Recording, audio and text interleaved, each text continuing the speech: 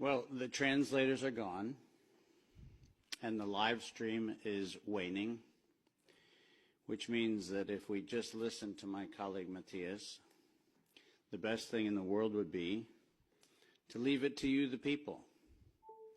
Now it's up to you to share what clearly, based on the cavernous emptiness we see in all of these spaces, is only going to be heard if you share it. So it feels very appropriate that I should be the one with the quietest voice. But let's let that lion roar, shall we? I'm done talking about COVID, and I'm done talking about SARS-CoV-2, and I'm done for a very simple reason. For 110 years, we, the people of the world, have been lied to. We're a group of very small number of criminal, industrial conspirators decided to subordinate the entirety of the human population for the purpose of their sinister plans to enrich themselves while impoverishing and killing the rest of humanity. And I'm done being polite. We've long passed polite. When the words acceptable death rate become part of an industrial norm, we have lost the plot of humanity. And that's not my words. Those were the words of the World Health Organization and of Pfizer and of Moderna when they were given the authorization to begin the process of killing human beings in the interest of advancing their goals. Next slide. And I'm also not going to sugarcoat this. This is a criminal cartel. We are acting as though there's some sort of redeemable quality somewhere in some esoteric layer that somehow or another the World Health Organization must have some salutatory benefit. Well, I'm going to tell you, since its formation in the 1940s, the World Health Organization has been nothing more than a criminal cartel that has a sole and singular intent. And I will show you the document that proves what I'm saying. This is not an allegation. This is actually provable by their own words in their own hand. And they use a four-step process to execute every one of their nefarious plans. They begin by planning an exercise, then they go to the business of funding that exercise, then they create the rationale for the thing that they're going to do, and then they deploy and profit from it. And in violation of 15 U.S. Code Section 19, which for those of you listening, coincidentally started with the Clayton Act in the same year that the World Health Organization in the United States, 1913, the same year the World Health Organization's progenitors also started. So I find it fascinating that we passed the Clayton Act in 1913 and we set in motion 110 years ago the criminal conspiracy which we now call the World Health Organization. 110 years later. And in violation of TIFU, or TEFU, I don't even know how to say it, the TFEU, the treaty allegedly for the functioning of the European Union, which I think needs to now be called the Treaty for the Dysfunctional European Cabal, Article 101 unambiguously lays out the conditions that this was never a public health anything. It was racketeering for the purpose of instilling terror to adapt the behavior of a population. Period. That's what it was. That's what it always was. And we can come up with every theoretical argument we want to make about things, but the problem, even with the theory that we had an outbreak of something, is falsifiable for the data from Zurich that shows us that in the year of the death pandemic of the globe, life insurance companies paid $30 billion less in claims. Now, if there's a medical professional or a social professional or anybody else who wants to debate that we could develop a virus cunningly that could find out your bank account, your insurance policy statements, and whether you're paid up on your premiums, that's a big ask. It turns out that the data is unambiguous. We did not have a pandemic. We had genocide. And we need to call it what it is. Next slide. When I say we planned it, let's make sure we understand exactly the not-so-fine print of the fine print. And I want to call your attention first to the right-hand column of the slide. This is the 2011 data that the World Health Organization, the Wellcome Trust, PATH, and the Gates Foundation did on their wonderful worldwide program for a malaria vaccine for children under the age of 6 months of age. And in their clinical trial, it's helpful to point out that they murdered 66 children in the vaccine group and then cunningly used the term control for a control group in which they murdered 28 children. Now, the reason I said murdered and the reason why I use that term is because it's exactly what it was. Because it turns out that this control group was not a saline injection. It was not some sort of innocuous, innocent thing. It was actually a cocktail of other known pathogenic disease-carrying injections. The control group was known to kill people, and the experimental control group was actually theoretically maybe going to kill people. And what we did was we actually went ahead and murdered them all.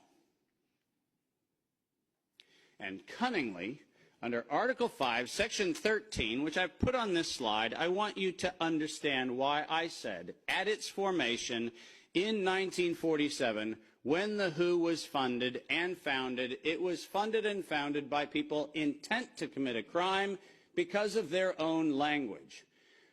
Section 13 of Article 5 ends with the following statement: immunity from personal arrest or detention, blah, blah, blah, immunity from legal process of every kind.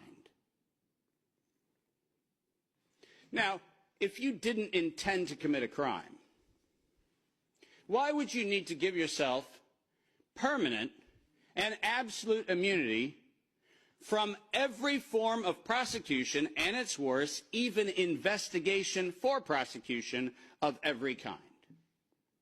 People sit there and pretend, well, that's like diplomatic immunity. Do you realize this isn't even meeting the standard of diplomatic immunity? This is a criminal organization who set in motion their own law to protect themselves against crimes they knew they were going to commit. And when I say they knew they were going to commit, I mean they knew it. Because their first Director General, none other than Dr. René Sand, who happened to be in the hospitality of the Germans in Dachau in 1940 earlier, in 1947, mysteriously, with the largesse of the Rockefeller Foundation, was nominated to become the first Director General of the WHO. And within 5 short years, René Sand decided to authorize the real purpose of the WHO in writing by then Director General Dr. Brock Chisholm, who advocated for population control as its primary objective. Does that sound like public health to anyone in this room? This is not public health.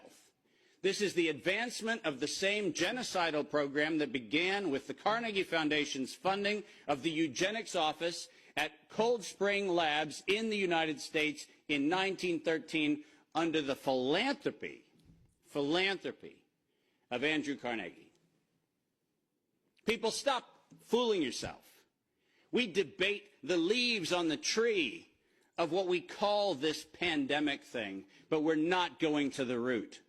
This was an organized crime, racketeering entity set up to give itself first absolute immunity and then execute its plans to make sure it controls who lives, who dies, and who gets any chance at life. And if you think that I am somehow inflating numbers, let me be unambiguous. Under every treatment of tax provision, if I were to tell you that there is an 88% controlling interest of any organization, you might conclude that that actually aggregates into a controlling interest.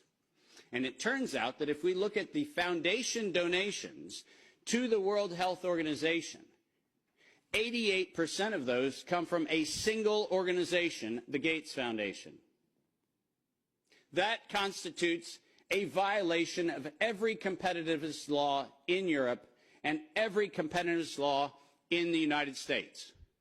This is absolutely not only not an independent, charitably funded donation, but more importantly, under the tax laws on both sides of the Atlantic, this constitutes directed donations which specifically are forbidden and do not have any place anywhere in the Charter of the World Health Organization or any of the UN-affiliated organizations.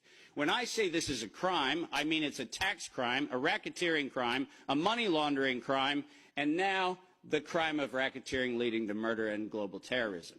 Next slide. I told you that the second thing after they plan it is they fund it. And why don't we use the criminals' language in their own words, because it's the best way to say it. When they actually planned the release of the use of a biologically modified chimera associated with the model derived from coronavirus, they actually said the following: to sustain the funding base beyond the crisis, we need to increase the public understanding for the needful medical countermeasures such as a pan-influenza or pan-coronavirus vaccine. Now, let me pause for just one moment and remind you that the crisis that they were speaking of was a crisis of diminishing funding. There was no health crisis. This was a crisis of their coffers were starting to run dry. That's the crisis. And let's read on. A key driver is the media, and the economics will follow the hype. We need to use that hype to our advantage to get to the real issues. Investors will respond if they see profit at the end of the process. That is officially the statement made by the conspiratorial cabal that by that time was the decade of vaccines put in motion in 2011 by the Global Preparedness Monitoring Board of the World Health Organization, and it was the funding base for Peter Daszak's partnership with the chimeric production of pathogens both in North Carolina and in Wuhan. So don't tell me that we have to do an investigation into where this came from. The criminals have admitted to it in their own words. Next slide. And now we get the fun one that no one in Congress is willing to address, which is the elephant in the room. On October the 21st, 2014, despite the multiple conversations between Senator Rand Paul and Anthony Fauci, where we've been told that Rand Paul has done everything he can to put Fauci on the ropes, he has had in his possession the letter that you see on the left.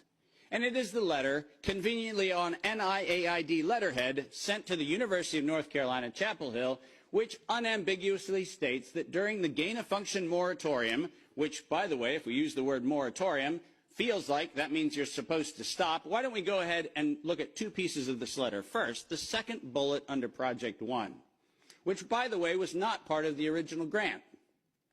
This was to look at the novel functions of the virus pathogenesis in vivo. You know what that means? In living systems. The grant was supposed to be clinical simulations and models, but this grant was modified with this letter to say we were going to authorize gain-of-function research during the moratorium in living systems. And then we love the last paragraph of this letter, which conveniently says, as your grant is currently funded, this pause is voluntary. How many times have you met a voluntary moratorium? And the best part about it is that if we look at the very last line, or continue to conduct the applicable gain-of-function research until the end of the currently active budget period. But here comes the problem. You know who is supplying the budget? An indefinite term, unlimited amount contract from DARPA and from NIH. Isn't it convenient to have a perpetually funded project that needs to stop when the money runs out, when you find out that there is no point where the money runs out because there is no end to the thing that has no end? And lest you think that I'm making an allegation, which I'm not, I'm making an accusation. Let's be clear. And there's a big difference. I'm not alleging anything. They actually went to the trouble of telling us that it was going to be the Wuhan virus that was going to get us. As you see on the right-hand side of the screen, published in 2016, March 14th of 2016, the SARS-like Wuhan Institute of Virology Virus 1, and I quote, is poised for human emergence. Does that sound like we're just surprised that something in Wuhan went a little haywire in December of 2019? Or does it feel like we were told, look at Wuhan, and look at coronavirus, and look at what we've been doing to manipulate coronavirus in Wuhan and the University of North Carolina, Chapel Hill, and lo and behold, we're going to go ahead and tell you that we're ready to release it in 2016. Next slide. We're almost done. And then they created it. Now, all of you know that I am criticized globally for my use of the term biological warfare.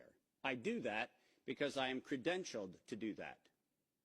I happen to be, for the United States government, in the early part of the 2000s and the latter part of the 90s, a person who was sent around the world to look at the proliferation of biological and chemical weapons. I'm acutely familiar with the definition of what a biological warfare agent is in the 18 U.S. Code, the criminal code of violations of biological and chemical weapons. And so my assessment is, in fact, professional and right. And the reason for that is I'm the one credentialed to make that determination for the United States government for many years. That's why I say it. But let's pretend for the moment that I'm just a nut job. Maybe I don't know what I'm talking about. So why don't we look at what the criminals said themselves, shall we?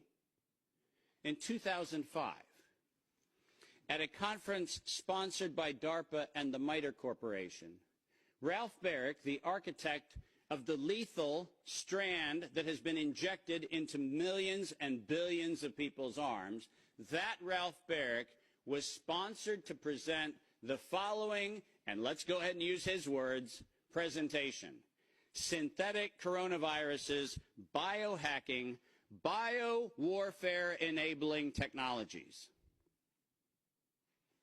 Does that sound like a public health distribution program? Does that sound like something that is accidentally misinterpreted to mean something else?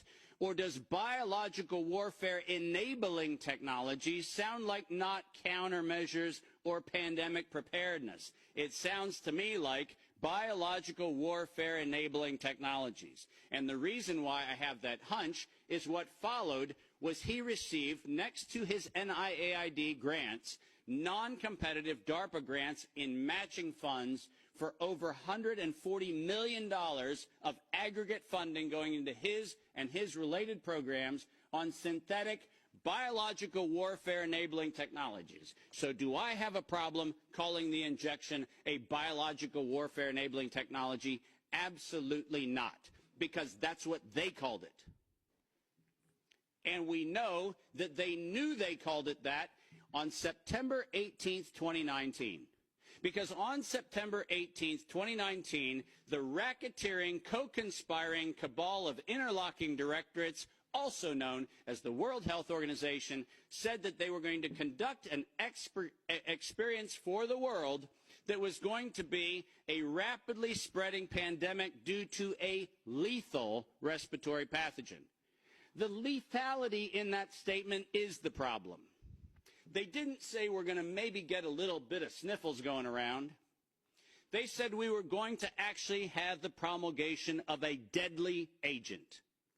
And the stated reason, in September 2020, the progress indicator is that the world would accept a universal vaccine. Not, we'll look at other options of treatment.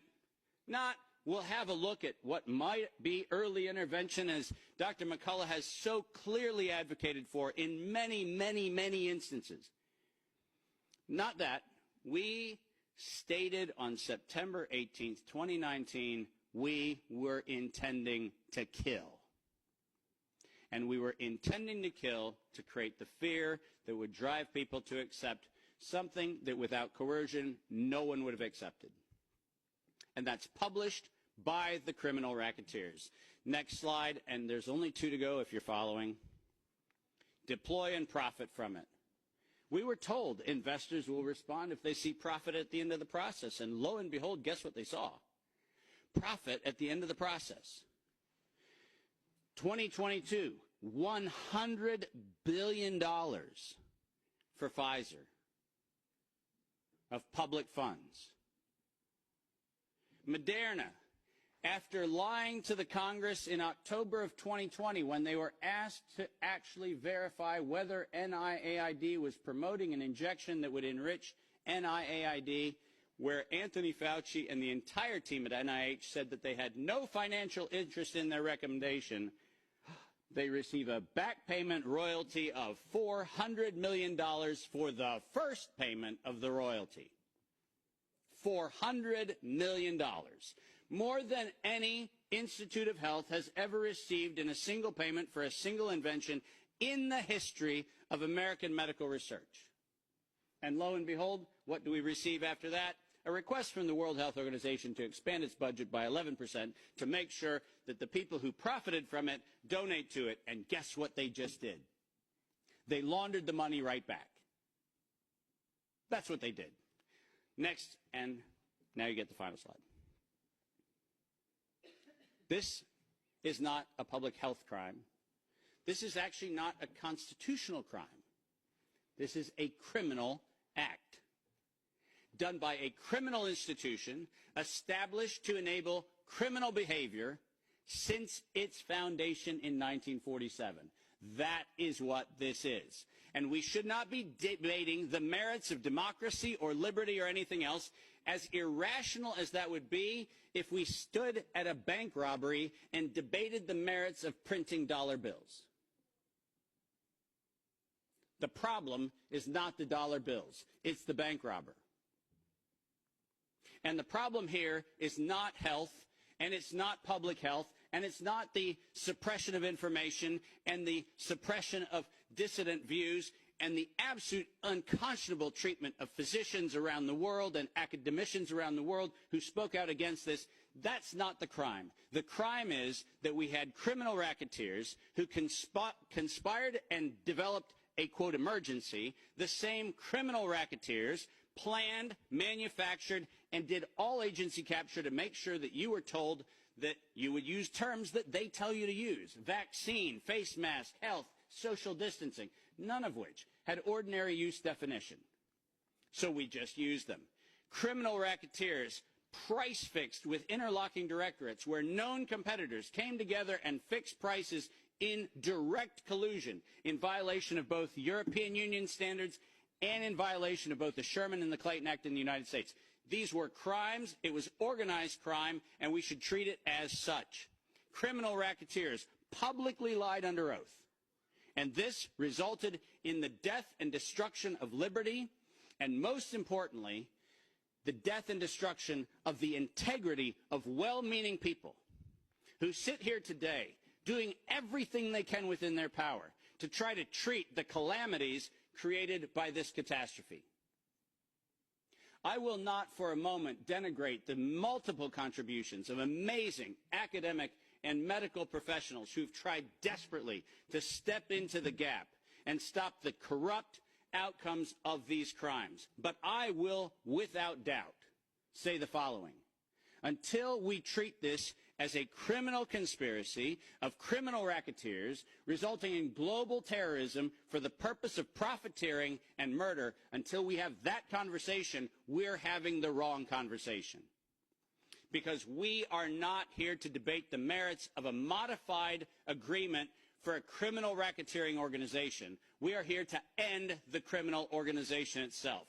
This is my call to every single person on this planet. Don't just limit the power of the WHO. Destroy the WHO. Thank you very much.